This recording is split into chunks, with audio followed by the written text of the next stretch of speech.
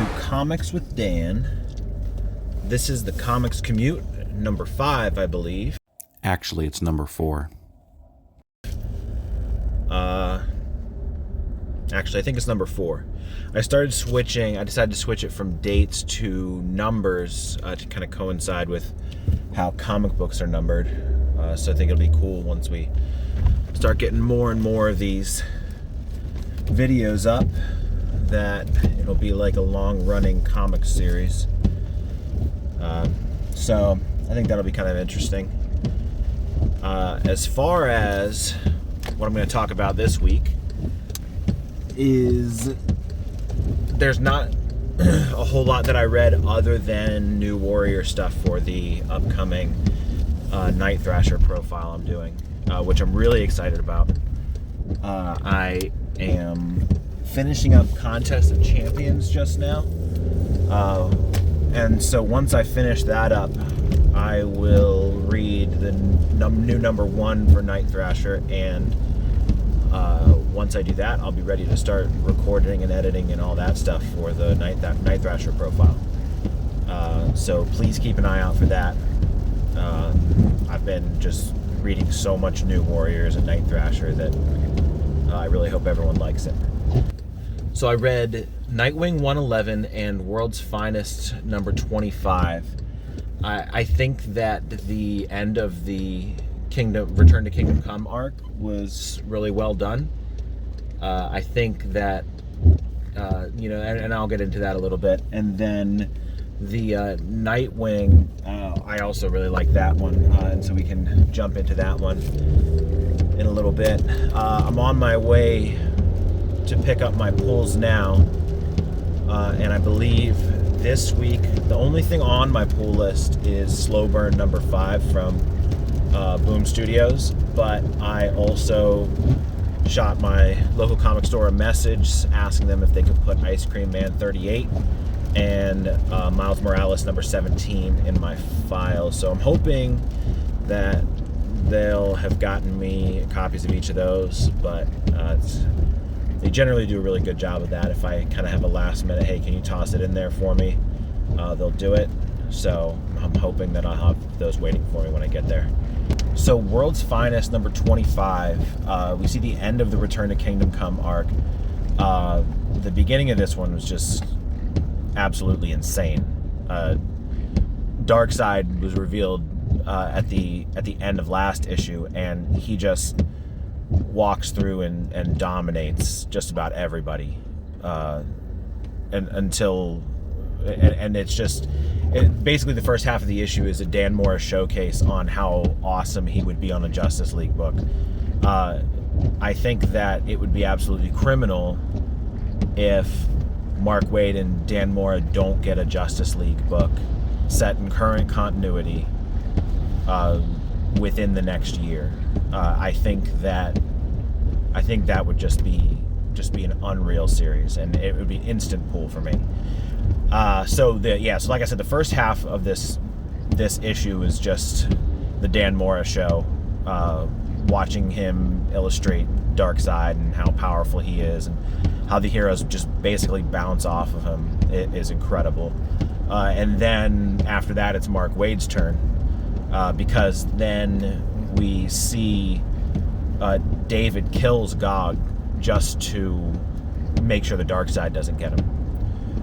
And it's I think a lot of people were disappointed that Superman and Batman were so upset with David for doing that, and it goes to be the whole thing where you kill a killer, the number of killers in the world has stayed the same, blah blah blah, whatever, which I agree is not a great trope to have. But I think that the key with this particular issue is when David kills Gog, he kills him almost immediately without really thinking through his options, exhausting other potential ideas that could save his life and stop Darkseid.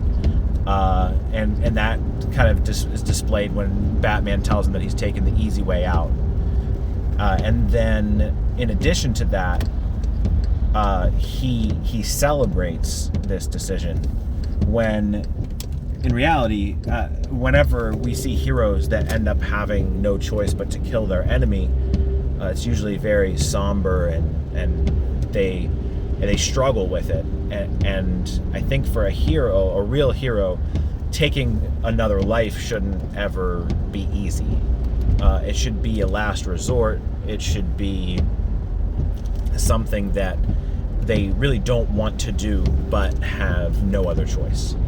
So I think those were more the problems than the fact that he did it at all. And you can kind of see that with just how David handles himself after he kills God. But then in the most Superman thing ever, and what do you expect when you have Mark Waid writing Superman? We see the Spectre take Batman and Superman through the future of Kingdom Come, and then takes them upon an older David, and Superman tells him that he can't change what he's done, but he can forgive him for it. And I think that's beautiful. I think that's so perfect. In lots of media, particularly Zack Snyder, Superman and the Jesus allegories are strong, and I think that this might be another one, because when we're talking about forgiveness and that sort of thing, it kind of clicks there for me. So I think overall this arc was definitely one of the strongest ones. I did really like the first couple arcs for World's Finest, but in reality they've all been great. So again, still worth checking out. I have to say I'm feeling a little skeptical on this implosion thing that's going to be happening next. I don't know that the Batmite stuff is for me.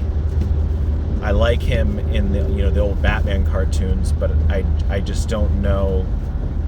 I guess I should have faith, because they have Waid and Moore haven't let me down yet. So fingers crossed that we get something good from that storyline. So I also read Nightwing 111, and I think that this feels so much more like the Leaping into the Light arc from before, where we're getting back to sort of some of the relationships that Nightwing has. Obviously this one in particular, based on the cover, you can see it's his relationship with Bruce. I'm, I guess, a little confused in regards to... I guess I shouldn't say confused. Perhaps I am... Actually, I guess I should say a little annoyed that this kind of thing happens, that this, them having heart-to-hearts, talking to each other, figuring stuff out after Gotham War, like nothing ever happened. I think it really just goes to show that Gotham War was a ball dropped. I really thought that Gotham War was going to kind of reset the status quo for the Bat family, but there's literally no difference in the Bat family after Gotham War. Nothing at all has changed.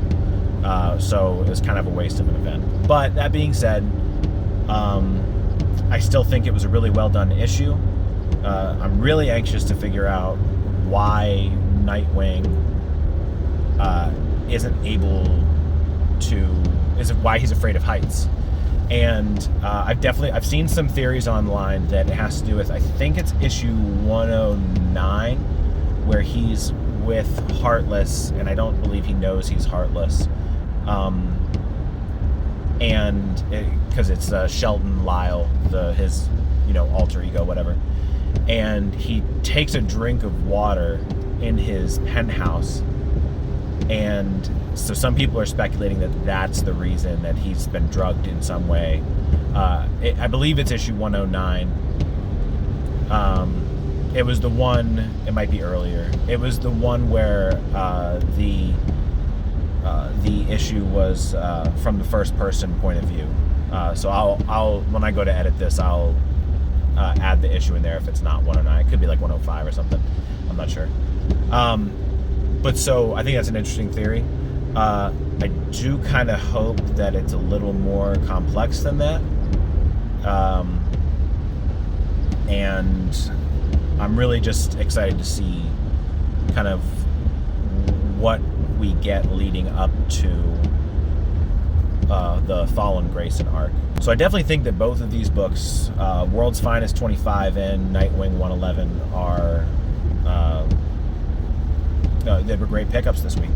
Another thing I read that I didn't mention in the intro was Stillwater #1. Spoiler alert. Spoiler alert. Which I believe was written by Chip Zdarsky, and it basically touches on a couple of guys that go to a town of Stillwater, Oklahoma. It's either Stillwater, Oklahoma, or Texas, but it's in that general region. And they find that the people of Stillwater, they essentially can't be hurt, and they heal. They find this by they see a kid get pushed off of a building, and he just gets back up and is fine.